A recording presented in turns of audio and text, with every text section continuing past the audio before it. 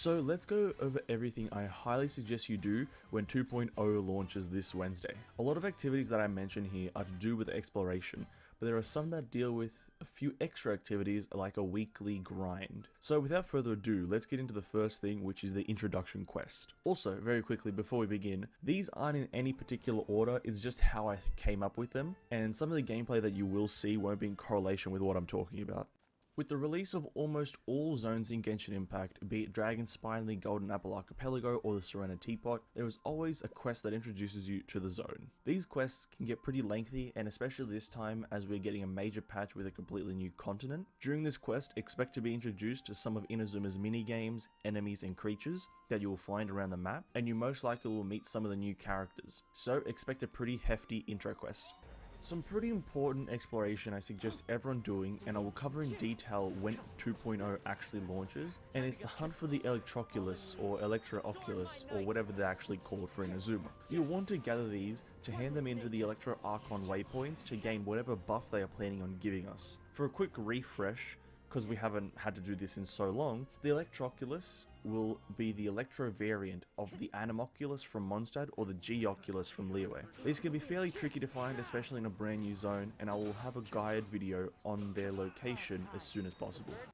As you explore the land of Inazuma, you will enter into unknown lands and blacked out areas on the map. To reveal these parts of the map, you need to unlock the specified waypoints, domains, and Archon waypoints. The Archon waypoints being the ones that actually reveal the map. There are two different ways I've found that would be best to unlock all the waypoints. Firstly, you can either just strictly target them, get them all unlocked straight away before exploring the map. This method allows you to explore the map knowing exactly where you are and have been due to you being able to mark areas you've explored and cleared. And the second method would be doing it one Archon waypoint at a time. Archon waypoints are the only ones that actually expand the black zone on the maps, so this method has you doing it one of these zones at a time. I recommend this way because this method, it allows you to explore the areas one at a time but in greater depth. Neither of these two methods are better than the other, it's just really whichever you prefer.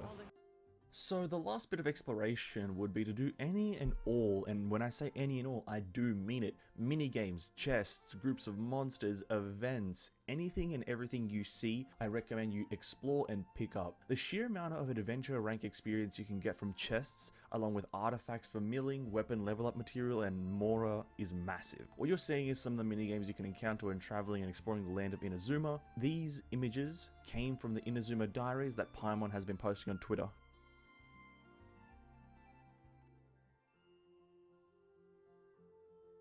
To wrap things up, none of these things I'm recommending are mandatory except for the introduction quest. This video's purpose is to refresh the players on what we'll have to do in a brand new zone. So all early game grinds that we'll need to do and activities we'll have to complete. Stay tuned this week, more videos covering all things Inazuma will be coming. I will hopefully have the Electroculuses covered within the week and any other guides and tips. Hopefully you guys enjoyed. If you did, hit that like button and just completely obliterate that subscribe button. Just do it, eh? Have an amazing day and I'll catch you all in the next one. Peace out.